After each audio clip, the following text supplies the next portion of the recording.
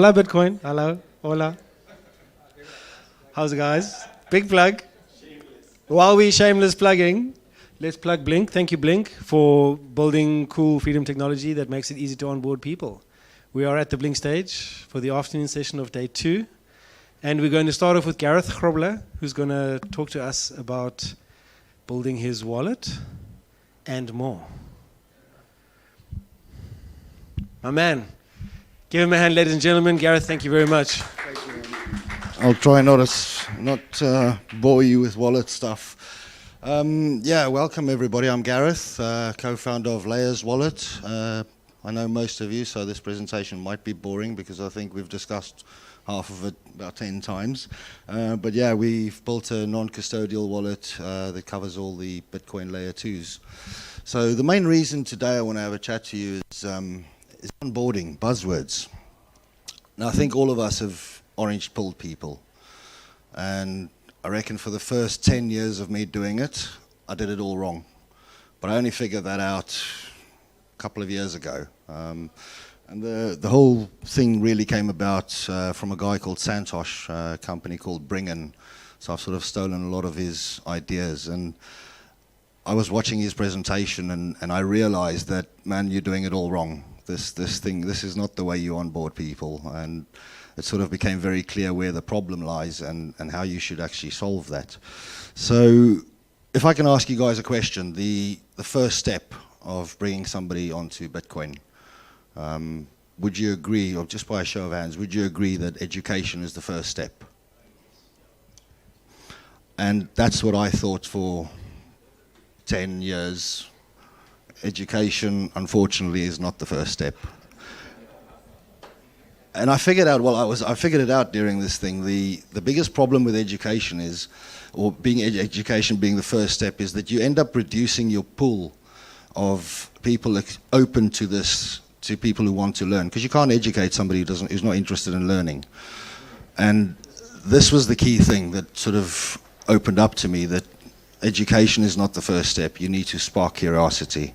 That is the first step. And unless you can do that, it's a tough sell. And I've tried, and I've pushed it with family, friends. People get pissed at me, but I've tried it. It's really difficult. So if we think about it, in South Africa, the safest space you've got to talk about any sort of cock is a braai. That is where you get together. You can talk politics, you can talk religion, you can talk about anything, but nobody's going to leave until they've had their meat. So you've got a bit of a window. And with adoption, the problem we've got is that you've got a 2-3 minute window to the majority of people that you meet. And that makes it really tough to download the information you need to download. Now, at these braais, it usually goes something like, somebody will talk about going and getting groceries, and in my day I could come out with a whole trolley for $2,000.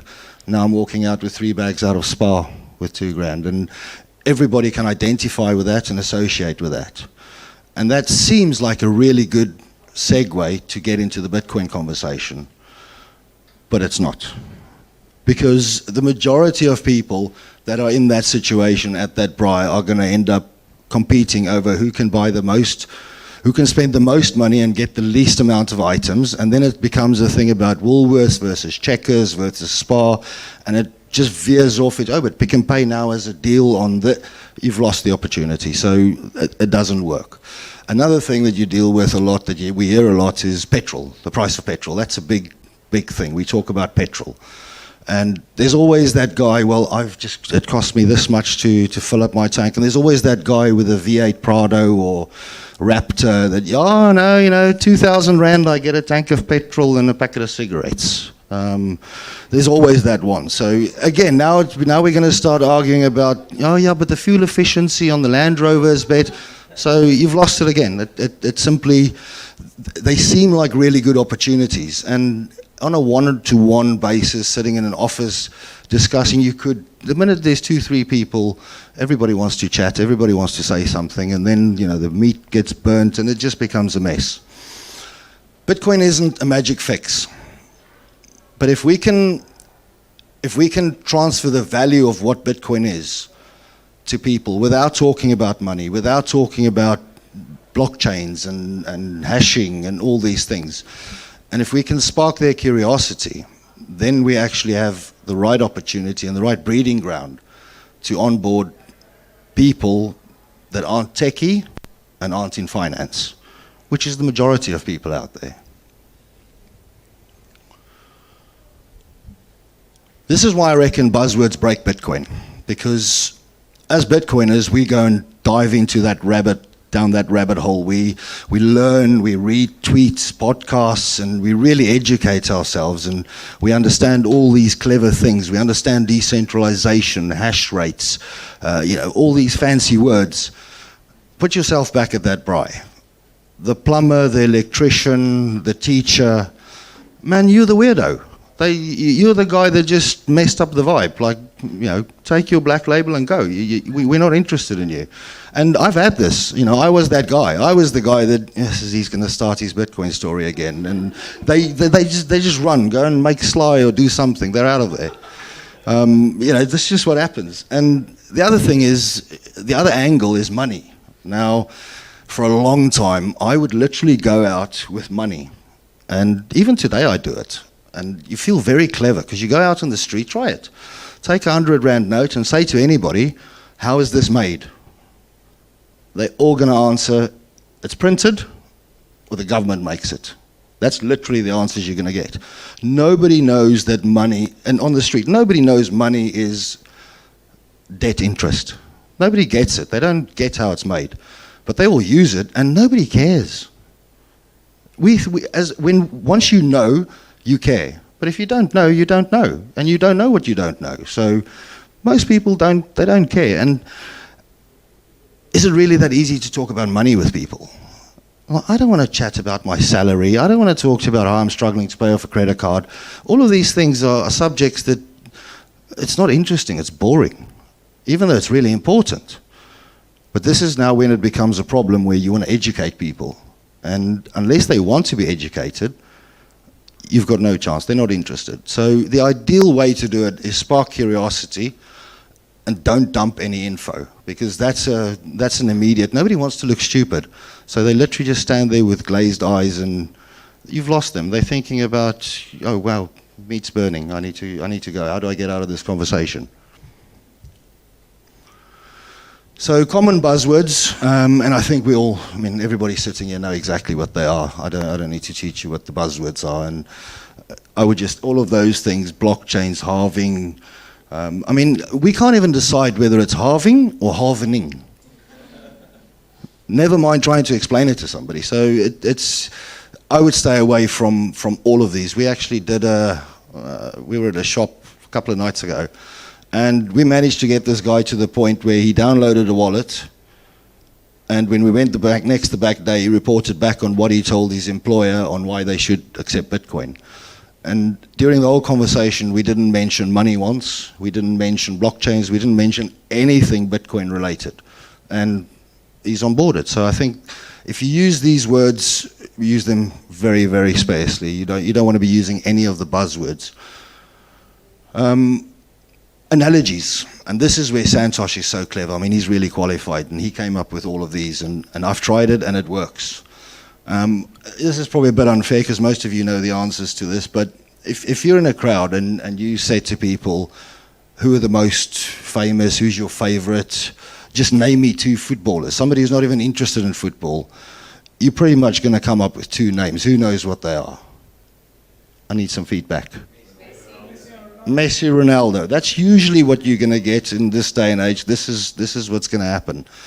Now, instead of trying to do the whole, there's 21 million Bitcoins and, but where are they? Who created them? And then starting to go off into, but it's being released at this rate, but who's in charge of that? You don't want loads of questions on making statements that people don't actually associate with or don't understand. So the football jersey analogy is the easy one, because everybody's going to answer Messi, Ronaldo. And you simply then go to that person and say, okay, if there was only 21 number 7 Ronaldo shirts signed, only 21 in the world ever, how many would you want? And I guarantee you now, how many, if I should just shout out, how many would you want? 1, 10? One or all of them. That is literally what everyone says. I want one or I want all of them. And this then brings you into where you really want to be going, because you can now ask questions and you get way better responses with asking questions. Why? And it's pretty obvious they can answer, because there's only 21, they're going to be worth more, I can make money out of it. And these are the ways that you spark that curiosity. Now, you need to adapt this to your audience. Like, I can't ask everybody. The Ronaldo Messi one works, but you can't ask this guy at the shop, yeah, I'm not interested in sport. So you need to understand the audience. You need to look at who you're speaking to. You know, somebody's going to be into music, they'll understand vinyl records. Somebody's going to be a golfer and he's going to be into the latest Galloway. Oh, I shouldn't be going golf, I don't know anything about golf. You get what I'm saying. Try and make that connection with your audience on explaining scarcity without explaining Bitcoin. And if you can do that, you're creating an emotional connection, because a lot of us, what we used to do a lot is download this wallet and I'll send you some Satoshis. And then you have that instant, oh, this is amazing, you know, and then this is how everyone reacts. But by the time the guy gets to the bra, he's forgotten about that amazement, that instant hook that you've got has been forgotten, because he's not emotionally connected to it. Every time he sees Messi play or Ronaldo play or hears the name, they're going to think about the shirts, they're going to think about the Bitcoin. And this is what you really want. You want people to be interested based on their professions, based on their interests, based on their sports, and that's how you create the curiosity. The second one is professions. So that's always a good one, because you could do it with almost any profession. I've tried doing it with lawyers, but I don't seem to have a lot of luck with lawyers. Well, there you go. There, thank you, I agree. But anyway, let's not go down that one. But a good example would be photographers. Lots of people do photography as a hobby or a sport, and there's lots of equipment that's very specific. So I came across this Leica lens, $2 million for a camera lens.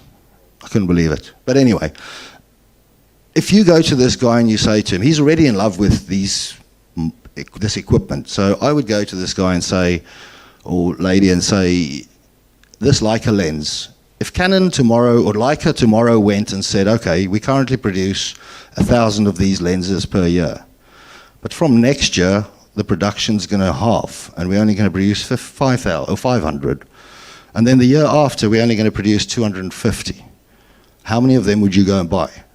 And the answer is always, I'd go and buy as many as I can. And you don't need to even continue, because that person is now already connected scarcity. That's what he's thinking, that's the emotion he's feeling. And all you need to do is connect that scarcity then and say, well, when you think of Bitcoin, this is how the Bitcoin distribution system works. It halves the amount that gets reduced, distributed. So these are the types of analogies that you want to use to show people, and again, not just show them, but make them connect to the value proposition of Bitcoin. And we've done it with chefs, with knives. There's literally anything you can use that you can just modify to use the supply, or use that as an example. And this has probably been my favorite one, because this one works with everyone. And just very simply, you go to someone and you say to them, okay, if I could put 3 suitcases in front of you, one of them has got $1 million worth of rand. The middle one has got $1 million worth of dollars. And the third one has got $1 million worth of gold. But there's a trick. You know, you can't have it now. You can choose a suitcase now, but you can only come back in 5 years to take the suitcase. Which one would you take? Which one would you guys take? Gold. Majority of people don't know why they say that. They just instantly go gold, no matter what. I mean, to be fair, I wouldn't want the $1 million, because that's not going to be one suitcase. That's going to be at least 4 or 5, so that's just going to be inconvenient to start with. But everyone goes for gold, because we've got this human connection to gold, that it's valuable over time. We already have that established. So why not use that? If they've already taken that, you simply need to say, okay, what if you could digitize that gold? What if you could have that exact thing, but it's digital? And then people start thinking, well, where can I get that? How can I get that? Why do you think this? And these questions that they come back with, you can then tailor to actually give them what you try to do in the beginning by saying Bitcoin's on a blockchain that's scarce. So you get to the same answers, but you're getting it via questions that people ask. Opening their minds to the possibilities in the code. Because immediately if you say to somebody, oh, you can digitize gold, you don't need to explain to them that I can now send value. They already have in their minds that it's value, and they already know that digital is transferable easily. So you don't have to explain all the things that I used to explain to people for God knows how long. Again, we can all recognize that, except for these guys with the V8 Prados, which V6, V8, what Raptor, whatever though, you know, the big Hemis, the big things. Who would like to go and drive around there? None of us. Nobody wants to drive that road, and we tend to do that every day. And this is what we're doing when we're explaining Bitcoin to people. We're taking the most difficult approach to explain something that most people don't want to know about. They want the benefits. As humans, we're lazy. We don't want to know all these things. We just want something that's simple and easy to use. And this is why these pitfalls is, the biggest pitfall is dumping this information. Dumping all the blockchain and how it works and Satoshi Nakamoto, you've lost them. So the alternative that we've got is we've got to tease them. So you've got to do these little analogies, and you can use those three or modify them as you see fit. But the idea is use them and wait for the question. Because people need time. They need time to adapt. They might contact you a week later, 2 weeks later, a year later. The point is, sowing those seeds, you can sow them to anyone. It doesn't have to be somebody who's interested in learning. It can be absolutely anyone. And the result is that the adoption grows organically. So, we've got a German soldier there that his wife sent to go and buy bread. And that has happened everywhere. We've had it in Zimbabwe, we've had it in Bolivia, Venezuela, we've had it everywhere, where we know that money is worth nothing. But me going and explaining inflation to people is already going to lead into some political discussion. So what we want to do is we want to use things that people like and that doesn't have a lot of controversy around it. So Krugerrands, for example, it's much easier to talk to people about Krugerrands, which they already sort of know, and I don't even know the price of a Krugerrand today, but I can guarantee you I want one because it's valuable. I already have that innate feeling that I want it. Those are the type of things that I would rather be using analogies for than trying to talk about devaluation of the Fed and how the banks decide to do things, because that just becomes political. I think we're all very familiar with this. Time. People value their time. So instead of us going and talking about the banks taking fees and the delays, you need stories that can relate. You need to explain to people the pain that they have to go through and the money they have to spend. The fees is not the big thing. This guy now has to get into a taxi to drive into the nearest town to go to Western Union to be able to go and draw money that his friend or brother or mother from America sent him. Those are the type of experiences that people immediately associate with, rather than us just going and telling them about what the banks are doing to us. So we've got this in South Africa a lot, with the taxis deciding to block the roads. And many people see this on TV and they moan about it a bit, but they don't actually feel the pain because chances are they didn't drive on that road. So they sort of leave it at that. So it's a road that didn't really affect me because I didn't drive on it, so it's blocked. But it does affect you because very few people think about money, and very few people think that investment in the country is what drives the economy, is what drives the money, the value of the money. So therefore, we need something. We need to be able to explain to people that you need something that is not affected as much by local events, because local events can change different geographies. Things go well, and then 5 years later we have a problem. So again, you want to go back to that football jersey, that soccer jersey. Politicians are going to do what they're going to do. We can't, that's just life, we need to deal with it. But if I went and asked that person, that jersey, how is load shedding going to affect the value of that jersey? It's not. There's still going to be footballers all over the world that want it. So we need to disconnect. We need to get to the problem, but we need to disconnect it from the actual problem and start from where that person is and what that person believes is valuable. Grassroots adoption, that's probably the biggest opportunity that we've got in South Africa, because you don't need to go and explain to people who live in townships the problems of life. They live it every day, so the pain is already there. And that's a big opportunity for us, and these are the sort of areas that we need to focus on, using analogies to explain Bitcoin rather than just dumping information. So the key takeaways for today is ditch the buzzwords, use analogies. Very important is understand the user, the person that you're talking to. It really needs to resonate with them. And for a long time, I was also a big believer of, I don't have the time to convince you, so you're going to get Bitcoin at the price you deserve. If we really want Bitcoin to go mainstream, we can't think like that. I'm happy for some people to think like that, but they sort of, they put the pole in the sand and says that's the outer limit. But we can't all be like that. Somebody needs to come towards the middle. And then the main thing to take away is just spark curiosity. That's I think the important part. If we can spark curiosity, we're going to win. I'm running out of time there. So try the analogies in daily chat. Start small. That's the other thing. You don't need to convince and onboard every single person. But a couple of people have said, I think it was Nick that was saying, just ask, do you guys accept Bitcoin? And then if they don't, then you don't need to continue the conversation. Next time, just ask again, do you accept Bitcoin? And then third time, you keep asking if we accept Bitcoin, we keep telling you no, and then that's how you get into the conversation.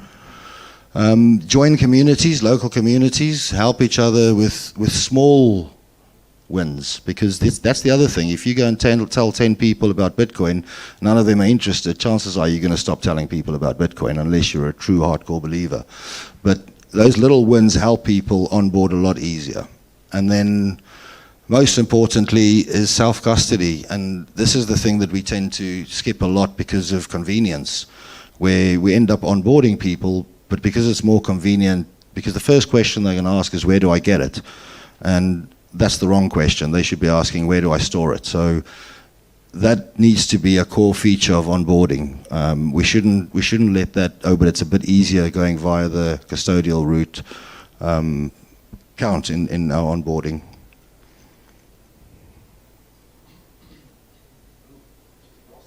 No?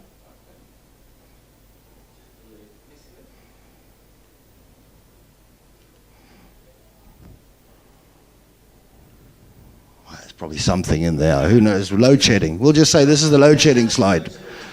All right, guys. Thank you. Yeah, thank you to the conference organizers, the venue staff, and you guys. Thank you, Gareth. Really appreciate that. There's a lot of value in what Gareth has said. I'm sure Nick has encountered a lot of the same stuff. I've encountered a lot of the same stuff. The buzzwords only get you so far with people who do understand, but if you're chatting to a normal, small mom-and-pop shop guy, that's not something, they're not going to understand that. What they understand is, hey, mate, do you understand that if you put your money into your stock on your shelves, you can put the price up of the stock on your shelves by 10% or 20% if inflation dies, but you can't make your money buy more? That, for a shopkeeper who doesn't understand money and finance at a sophisticated level, is all they need to know to understand, how do I balance my mind's understanding of the value in my shop and the currency number that I see in my bank account? Now, these are the strings you are playing with and tying into and together in the minds of people when you're speaking to them about this technology and what it can do for them in a business environment. Thank you very much, Gareth, for that. Do you want to give one question to Gareth? Go for it.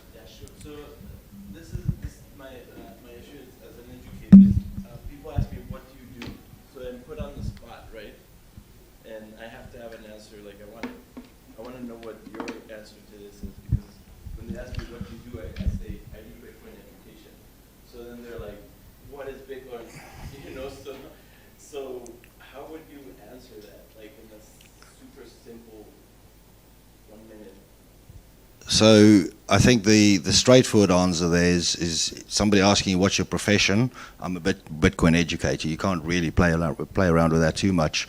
But what does a Bitcoin educator do? You've got to think about how to create the emotional connection, because when you sell a car, you're not selling a transport model taking you from point A to point B. Volkswagen show you how the Amarok, and correct me if I'm wrong, Carl, the Amarok 4x4 diff lock, blah, blah, blah, blah, blah, can take you up a mountain and the sun is shining. They're selling you an experience because they want that fun. They're selling you fun. They're selling you an emotion. So being a Bitcoin educator, there's two things it can be. It can, one, be somebody who's transferring knowledge about Bitcoin and Bitcoin's ecosystem, or it could be somebody trying to change the world. Because you want to separate money and state. You can be careful with that because you can come across as an activist, but the idea is you're better off trying to attach what you do to the end goals of Bitcoin rather than the content that you deliver. So that would be again, try and make an analogy between the goal you want to achieve and say that you are that person following that goal.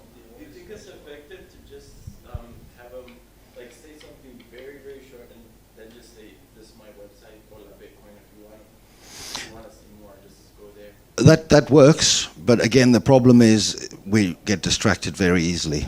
As humans, by the time you've gone on TikTok or Shorts or whatever, like, you're distracted. You forgot about the guy who gave you the website. So it needs to, you have to do that curiosity. I